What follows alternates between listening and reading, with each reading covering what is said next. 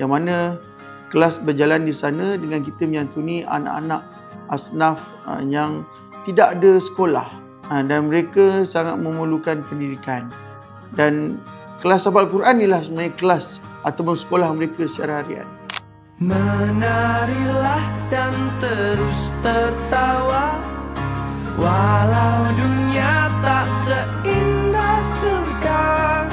Bersyukurlah pada yang kuasa, cinta kita di dunia selamanya.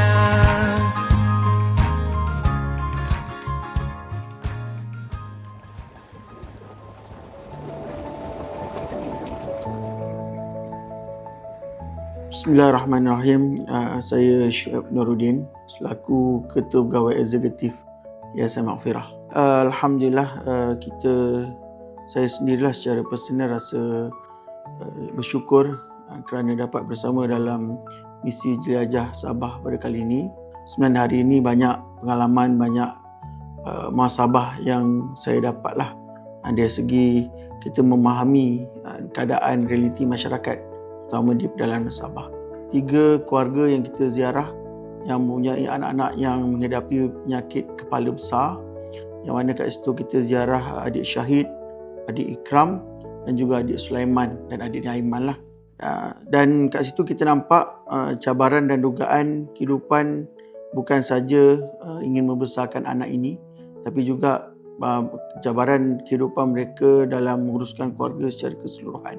Dan sebenarnya yang mungkin rasa terharu juga ialah peranan masjid, sebenarnya peranan Masjid As-Salam melalui pengurusinya Ustaz Habib, yang mana sebenarnya mereka bertungkus lumus dan memastikan bantuan bulanan itu berjalan untuk keluarga-keluarga ini. Yang kedua, kalau pengalaman yang boleh saya share ialah apabila kita melihat kesungguhan saudara-saudara kita yang OKU Penglihatan untuk mempelajari dan memahami Al-Quran. Yang mana mereka ini belajar dalam keadaan mereka ada kekurangan dari segi kehidupan. Bukan saja berkaitan masalah penglihatan, tapi dari segi kehidupan ekonomi, keluarga miskin, asnaf dan sebagainya.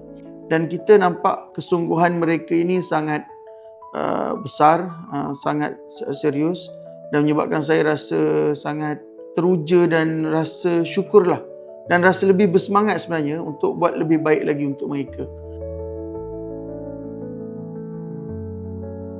Dan mungkin yang ketiga juga ialah apabila saya dapat ziarah ke cawangan kelas Sabah Al-Quran, yang mana kelas berjalan di sana dengan kita menyantuni anak-anak asnaf yang tidak ada sekolah dan mereka sangat memerlukan pendidikan.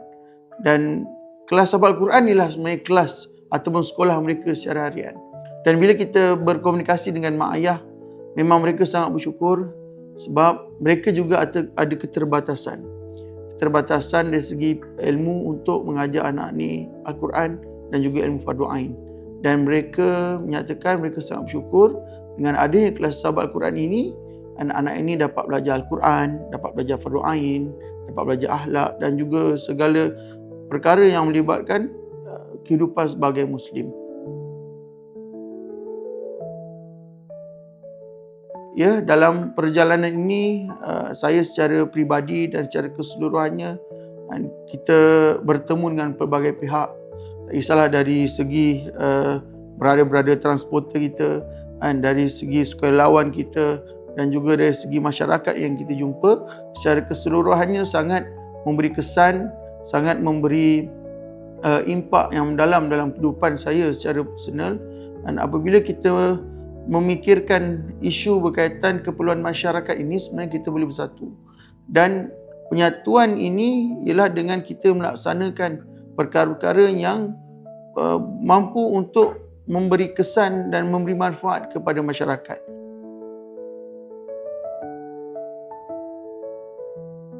Akhir sekali, saya ingin mengucapkan jutaan dan ribuan terima kasih kepada semua pihak yang terlibat dalam jelajah Sabah pada kali ini.